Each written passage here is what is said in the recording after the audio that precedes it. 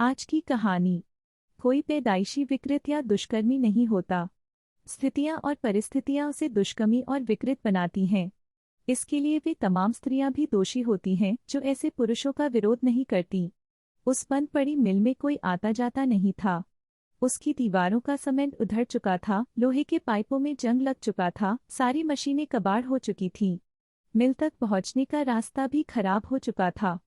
शहर के बाहर होने की वजह से वहां कोई कितना भी चीखे, कोई उसे सुनने वाला नहीं होता था। उसी मिल के अंदर मशीन से एक 55 साल का आदमी बंधा था, लेकिन वह अपनी उम्र से काफी बड़ा दिखाई दे रहा था। साधारण से कपड़े, बढ़ी हुई दाढ़ी, अस्तव्यस्त बाल। उसके दोनों हाथ पीछे की ओर बंधे थे। उससे कुछ दूरी पर एक लड़का बंधा था। उसके कपड़े, जूते आदि उम्दा किस्म के थे। दोनों बेहोश पड़े थे। जब दोनों को होश आया तो लड़के ने अधीर से पूछा, मैं यहाँ कैसे आया? तुम कौन हो? मुझे क्या पता। देखो न, मैं भी तो तुम्हारी तरह बंधा हूँ, अधेड़ ने झल्ला कर कहा। दोनों पसीने से तरबतर थे। छत टिन की थी जो मई की गर्मी में तप रही थी। कहीं से हवा भी नहीं आ सकती थी। जो खिड़कियां थीं वे बंद थीं। लड़का चीखा, कोई है? गला सूखा होने की वजह से उसे खांसी आ गई। उसकी आंखों से पानी बहने लगा। लड़के ने खांसी पर काबू पाते हुए कहा, अगर किसी ने रुपयों के लिए मेरा अपहरण किया है तो वह महामूर्ख है। मेरे न तो माँ बाप हैं और न मेरे पास रुपए ही हैं। मैंने किसी का क्या बिगाड़ा था? मैं तो वैसे ही 10 सालों बाद जेल से बाहर आया हूँ, अधेड़ ने कहा। दोनों खामोश होकर याद करने की कोशिश करने लगे कि वे यहाँ कैसे पहुँचे। अधेड़ जेल की चारदीवारी से 10 साल की सजा काटकर जेल से बाहर निकला था। रात 8 बजे उसकी रिहाई हुई थी। जेल से कुछ दूर आने पर अचानक पीछे से आ रही कार ने उसे टक्कर मारी तो वह गिर गया। कार से एक व्यक्ति उतरा। उसने माफी मांगते हुए कहा, आइए, आपकी मरहम पट्टी करवाकर आपके घर छोड़ देता हूँ। अधेड़ कार में बैठा ही था कि पीछे से किसी ने उसके मुंह पर कुछ रखा, जिससे वह बेहोश हो गया। उसके बाद वह होश में आया तो यहाँ बंधा था। उसकी किसी से क्या दुश्मनी हो सकती है? 10 सालों से वह किसी के संपर्क में नहीं रहा। कहीं कोई गलती से तो उसे नहीं उठा लाया। लड़का शराब की दुकान से शराब पीकर घर लौट रहा था, तभी रास्ते में एक छोटा सा बच्चा उसे रोता हुआ मिला। बच्चे के गले में उसके घर का पता एक रेशम की डोरी से बंधा था। बच्चे को देखकर उसे लगा कि यह अपने घर वालों से भटक गया है। उसने सोचा कि अगर वह इसे इसके घर पहुंचा देता है तो इसके माँ बाप उसे कुछ इनाम देंगे, जिससे उसके शराब पीने का इंतजाम हो जाएगा। वह बच्चे के बारे में सोच ही रहा था कि उसके पास एक कार आकर रुकी। उसमें से एक बुजुर्ग महिला उतरी। उसके कुछ कहने से पहले ही महिला ने उसे बच्चे की सलामती के लिए धन्यवाद देते हुए कहा, आप मेरे घर चलिए, हम आपको कुछ इनाम देना चाहते हैं। इनाम के लालच में वह ड्राइवर की बगल वाली सीट पर कार में बैठ गया। औरत बच्चे को लेकर पिछली सीट पर बैठ गई। उसकी कार में बैठते ही पिछली सीट से किसी ने उसके मुंह पर रुमाल रखा तो वह बेहोश हो गया। लड़के ने कहा, मुझे क्लोरोफॉर्म सुंघाकर बेहोश किया गया था।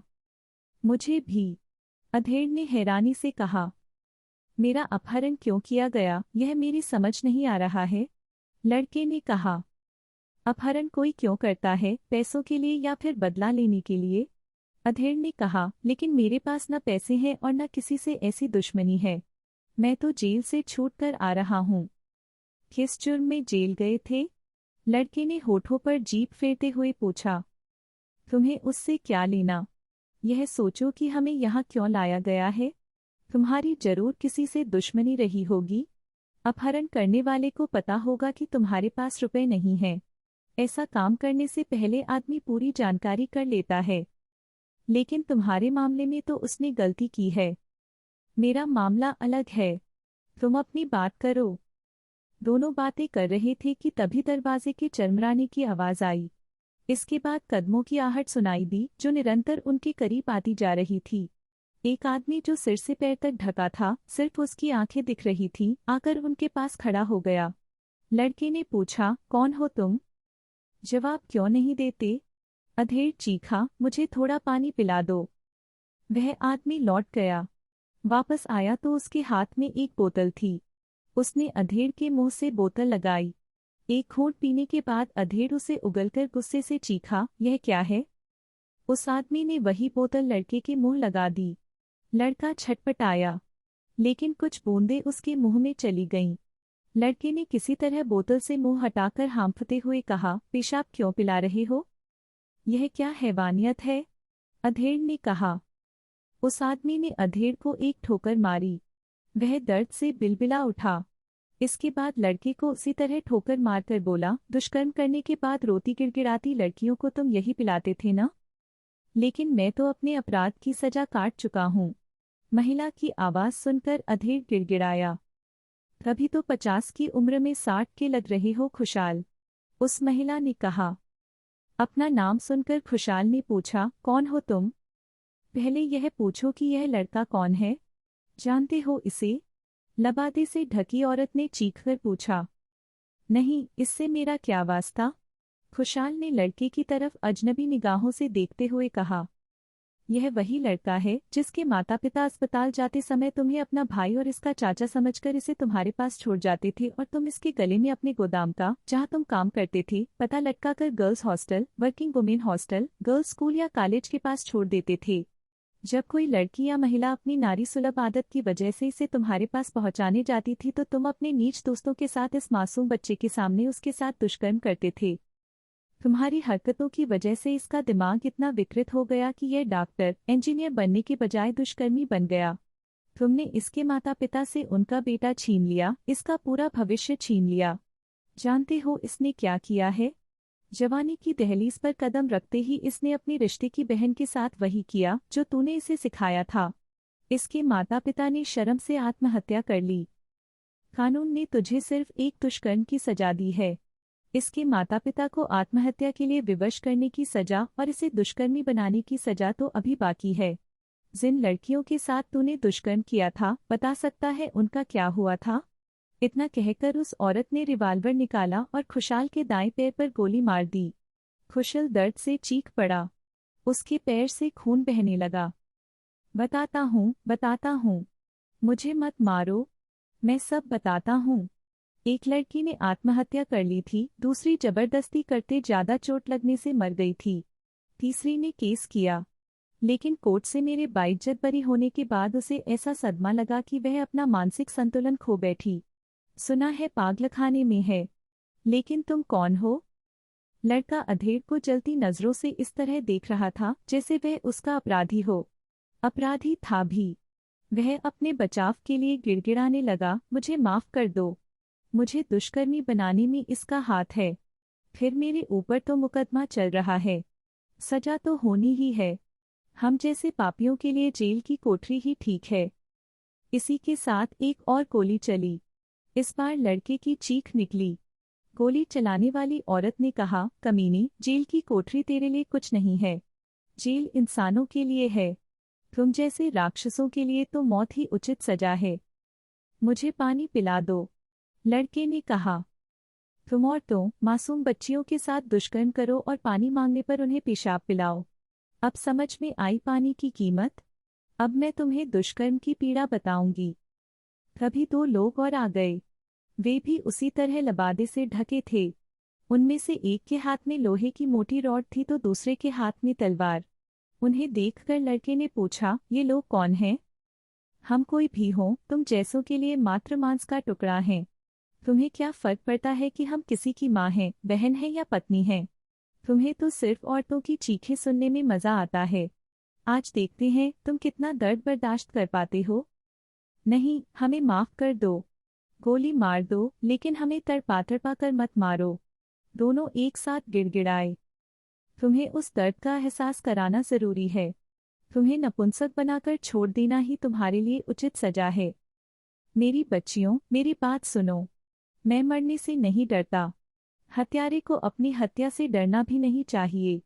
मेरी उम्र 50 साल है और ज्यादा से ज्यादा 10-5 साल और जीऊंगा। तुम लोगों को इस पापी देह के साथ जो करना है करो, लेकिन पहले मेरी बात सुन लो। अभी भी कुछ कहना बाकी है? तीनों में से एक ने कहा। वह पुरुष था। हाँ, बहुत कुछ कहना है, लेकिन अपनी जान बचाने के लिए नहीं। मैं नहीं जानता कि तुम लोग कौन हो। मैं यह जानना भी नहीं चाहता। इस बच्चे को मैंने अपने पाप के लिए इस्तेमाल किया। तब मैंने सोचा भी नहीं था कि मेरे कर्मों का इस पर क्या दुष्प्रभाव पड़ेगा। उसी तरह मेरे दुष्कर्मी होने में मात्र मेरा पुरुष होना ही नहीं है, इसके पीछे समाज की वे गंदगियां हैं जो हमारे मस्तिष्क को विकृत करती हैं। मैं केवल सिनेमा, साहित्य या इंटरनेट को ही इसका दोष नहीं दूंगा, क्योंकि इसका असर कोमल मस्तिष्क पर तो पड़ सकता है, मुझ जैसे थके दिमाग वालों पर नहीं। लेकिन मैं कितनी भी वजहें गिना दूं, इससे मेरे अपराध कम नहीं होंगे। दुष्कर्म पहले भी होते थे। हर ताकतवर ने कमजोर की स्त्री के साथ मौका मिलते ही दुष्कर्म किया। लेकिन अभी जो बाढ़ सी आ गई है, यह समाज में फैला प्रदूषण है। स्त्रियों को सम्मान की दृष्टि से न देखना, यह पुरुष प्रधान समाज की देन है। पुरुष औरतों को तुच्छ और कमजोर समझते हैं। जो दंड आप लोग हमें आज दे रहे हैं, अगर यही पहले ही स्त्रियां देना शुरू कर देती तो शायद आज यह स्थिति न आती। कोई जवाब देने वाला ही नहीं होगा तो हमला करने वाला कैसे पीछे हटेगा। यही बकवास सुनानी थी तुम्हें? तीनों में से एक ने पूछा। मैं बकवास नहीं कर रहा। मैं माँ के पेट से ही दुष्कर्मी बनकर पैदा नहीं हुआ और मेरी हत्या के बाद दुष्कर्म बंद भी नहीं हो जाएंगे। क्या इसमें सारा दोष हम मर्दों का ही है? तुम स्त्रियों का कोई दोष नहीं है? क्यों नहीं दिया संसार के पहले दुष्कर्मी को सजा? क्यों सहती रही यह सब? क्यों सृष्टि के आरंभ से ही अबला बनी रही? क्यों नहीं दिया उसी समय जवाब? तुम्हारी कायरता और कमजोरी की ही वजह से समाज को नियम बनाने पड़े, कानून को स्वयं कठोर बनना पड़ा। आज भी समाज और कानून के भरोसे बैठी हैं औरतें। अकेले नहीं, संगठित होकर तो हमला कर सकती थीं। जो हालात शुरू में थे, आज वही इतने बिगड़ गए हैं कि दुष्कर्म खत्म करने के लिए आधे से अधिक पुरुषों को मृत्युदंड देना होगा। आप लोगों की कमजोरी की वजह से ही आप लोगों का शोषण होता रहा। सजा ही देनी है तो उन औरतों को भी दो जो सभ्यता की शुरुआत से यह सब सहती आ रही हैं। ऐसा नहीं है, जब जब औरतों पर अत्याचार हुए हैं तब तब विनाश हुआ है। मर्दों को अगर प्रकृति ने शारीरिक रूप से अधिक ताकतवर बनाया है तो स्त्रियों को भी दूसरी शक्तियां दी हैं। प्रकृति किसी के साथ अत्याचार नहीं करती। फूल नाजुक है तो क्या हुआ, खुशबू बिखेरता है, उद्यान की शोभा बढ़ाता है। अगर कोई दुष्ट उसे मसल दे तो इसमें फूल का क्या दोष? सबसे पहले आई महिला ने कहा। एक स्त्री पूरे समाज को प्रभावित करती है। अगर यह ज्यादा है तो कम से कम एक परिवार को तो प्रभावित करती ही है। मकान को घर बनाने वाली स्त्रियां अगर घर को मकान बना दे या बाजार बना दे तो क्या उस घर परिवार के पुरुष श्रेष्ठ हो सकते हैं? खुशहाल की यह बात सुनकर उन तीनों में जो पुरुष था उसने कहा, खत्म करो इसे। इसी की वजह से मेरी बेटी पागलखाने में मरी थी।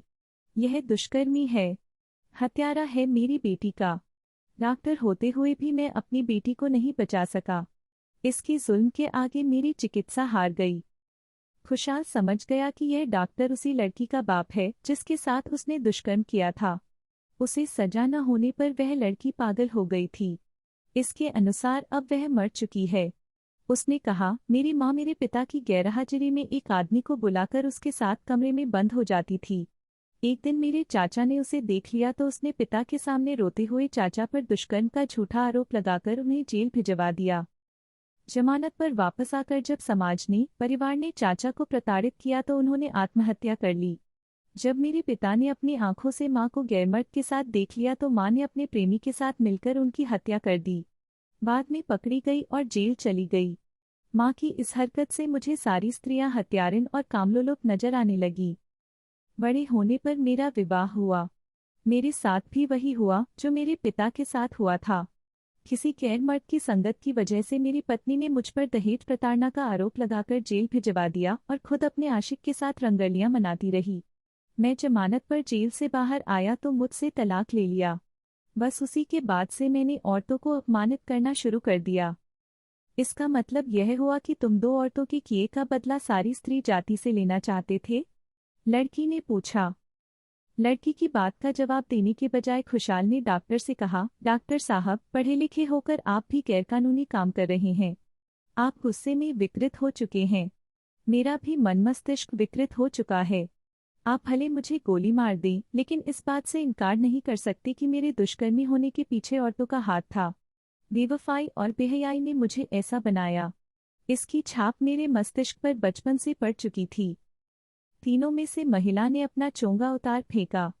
उसकी उम्र 60 साल के आसपास थी। उसने कहा, तुम्हारी बातों से मैं कुछ हद तक सहमत हूँ। मैंने भी अपनी माँ की वजह से पिता को तिल-तिल मरते देखा था।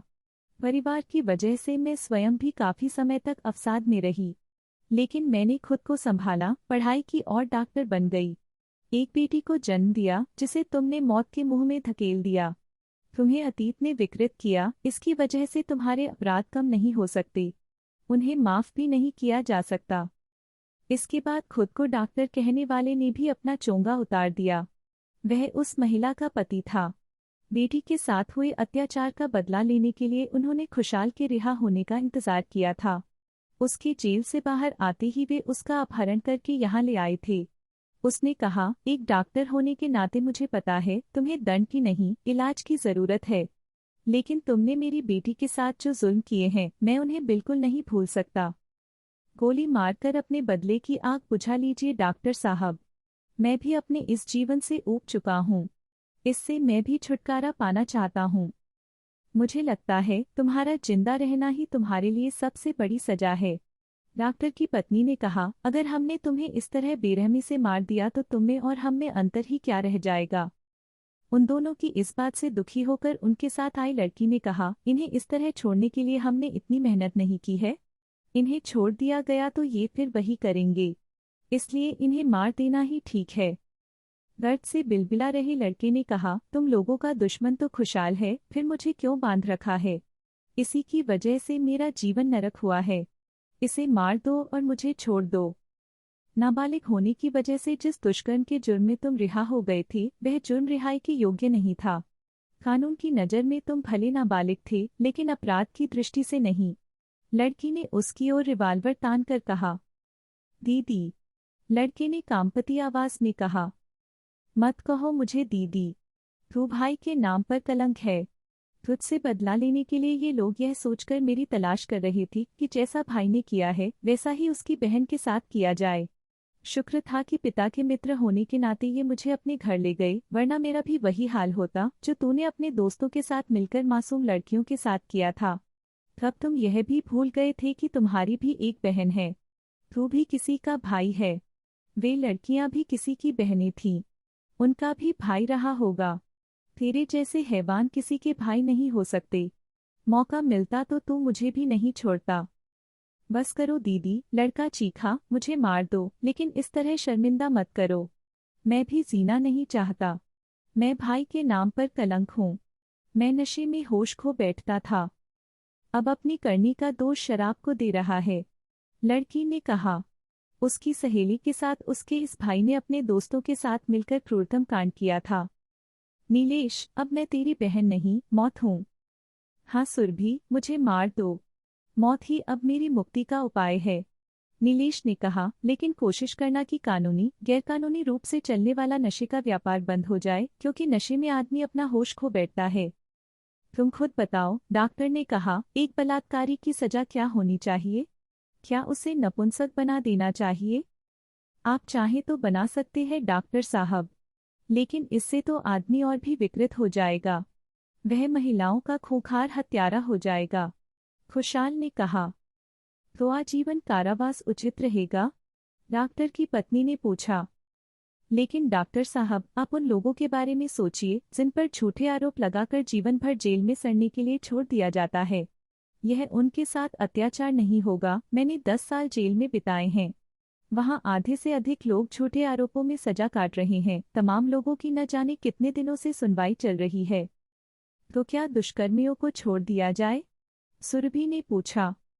एक स्वस्थ समाज जिसमें न कोई नशीले पदार्थ का सेवन करता हो, न मानसिक रूप से विकृत हो, वहाँ दुष्कर्म के लिए जो भी सजा दी जाए कम है।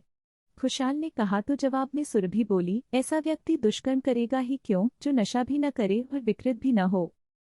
वही तो मैं भी कह रहा हूँ कि दुष्कर्म के पीछे दुष्कर्मी की शारीरिक, मानसिक और सामाजिक परिस्थितियों को देखना जरूरी है। ऐसे भी लोग हैं जो नशा नहीं करते, विकृत होने के कोई कारण भी नहीं है, फिर भी दुष्कर्म करते हैं। सुरभि ने कहा। ऐसे ही लोग दुष्कर्म के सही आरोपी हैं जो अपनी हवस शांत करने के लिए छोटे बच्चों, कम उम्र की बच्चियों को बहला फुसलाकर उनके साथ संबंध बनाते हैं। ऐसे लोग समाज को गंदा कर रहे हैं। अपनी यौन पिपासा मिटाने के लिए अपनी मर्यादा को लांघते हैं। इनमें स्त्रियां भी हैं। खुशाल ने कहा, तो तुम लोगों को छोड़ दिया जाए, यही चाहते हो ना तुम लोग? सुरभि ने कहा, तुम अपराधी नहीं हो, तुम यही कहना चाहते हो ना? नीलेश ने नजरें नीची करके कहा, नहीं दीदी, मुझे मौत चाहिए। बेटी, डॉक्टर ने कहा, इनके किए की सजा इन्हें कानून देगा। हम क्यों अपने हाथ खून से रंगे? चलो, ये तो वैसे भी मरे और बीमार लोग हैं। डॉक्टर की पत्नी ने कहा, चलो बेटी, इन्हें अनदेखा करना, इनसे सावधान रहना और इनसे कोई रिश्ता मत रखना। इन्हें अपने से अलग कर देना ही इनके लिए उचित सजा है। शर्म होगी तो खुद मुंह छिपाते हुए मर जाएंगे। लेकिन मैं इन्हें मार देना चाहती हूँ। ये दुष्कर्मी और हत्यारे हैं। सुरभि गुस्से में चीखी। किसी को योजनाबद्ध तरीके से जाल में फांसकर उनके साथ अत्याचार करके मार देना विकृत और अपराधी किस्म के लोगों का काम है। जान लेना कोई बड़ा काम नहीं, यह काम कायर करते हैं। बेटी, हम सभ्य समाज के सभ्य लोग हैं। हमारा काम जान बचाना है, लेना नहीं। इसके बाद डॉक्टर और उनकी पत्नी ने दोनों को पानी पिलाया। डॉक्टर की पत्नी ने कहा, जिस बच्चे को हम अपने गर्भ में पालते हैं, सीने का दूध पिलाकर पालते हैं, वही बड़ा होकर हमसे ताकत दिखाकर खुद को मर्द साबित करना चाहता है। हमें प्रकृति ने कोमल और नाजुक इसलिए बनाया है ताकि बच्चों को गर्भ का बिछौना और पोषण के लिए भोजन मिल सके। लेकिन तुम जैसे लोगों की समझ में यह बात नहीं आएगी। दोनों के पैरों को बंधा छोड़कर डॉक्टर ने कहा, मैं तुम लोगों को माफ करता हूँ। इसके बाद डॉक्टर ने दोनों के हाथों के बंधन इतने ढीले कर दिए कि उनके जाने के बाद वे थोड़ी मेहनत के बाद स्वयं को बंधन मुक्त कर सकें। ये क्षमा या दया के योग्य नहीं, वध के योग्य हैं। सुरभि ने कहा, नहीं बेटी, हम इनके जैसे घिनौने और विकृत नहीं है। डॉक्टर ने सुरभि के हाथ से पिस्तौल लेकर फेंकते हुए कहा। इसके बाद पत्नी और सुरभि को लेकर बाहर आ गए। अपनी कार स्टार्ट की और चले गए। उनके जाने के बाद कोशिश करके नीलेश और खुशाल ने खुद को बंधन मुक्त किया और किहारे वहीं बैठे रहे। शर्म और ग्लानि उनके चेहरे पर स्पष्ट झलक रही थी। पिस्तौल, तलवार, रॉड वहीं पड़ी हुई थी। मैं जीना नहीं चाहता, नीलेश ने कहा, तुम्हारी वजह से मेरी जिंदगी बर्बाद हुई है। अब मैं भी नहीं जीना चाहता, खुशाल ने कहा। कुछ देर दोनों खामोश बैठे रहे। उसके बाद खुशाल ने कहा, सोचा तो था कि जेल से बाहर आने के बाद नई जिंदगी शुरू करूंगा, लेकिन अब पता चला कि हमें जीने का कोई अधिकार नहीं है। हम जीने लायक नहीं हैं। हम इतने गिर चुके हैं कि किसी को मुंह दिखाने लायक नहीं है। जिसकी बहन ही अपने भाई पर भरोसा न करे, जो खुद से नजरें न मिला सके, ऐसे में जीने से मर जाना ही ठीक है। कितना अच्छा होता वे मुझे मार देते, नीलेश ने कहा। मैं खुद को उसी तरह सजा देकर अपने पापों से मुक्त होना चाहता हूँ, खुशाल ने कहा और वहां पड़ी लोहे की रॉड एवं तलवार उठाई। लेकिन आगे की बात सोचकर उसका दिल कांप उठा।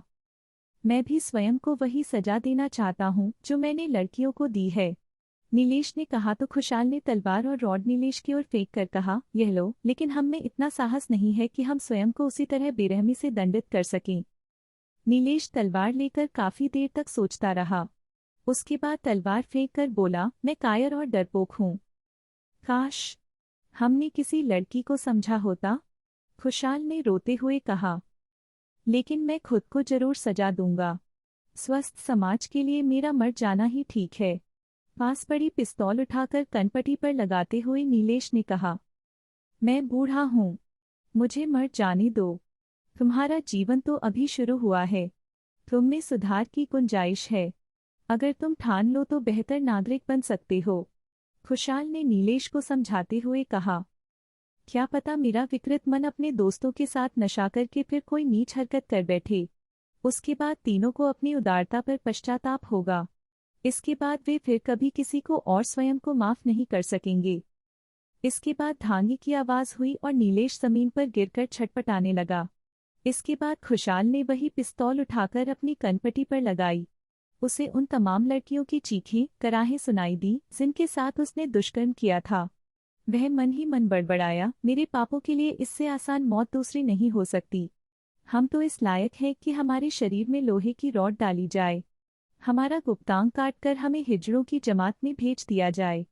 लेकिन मैं खुद के लिए आसान सजा का चुनाव कर रहा हूँ। इसके बाद एक गोली और चली।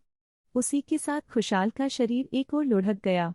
शायद यही उनके किए की सजा थी।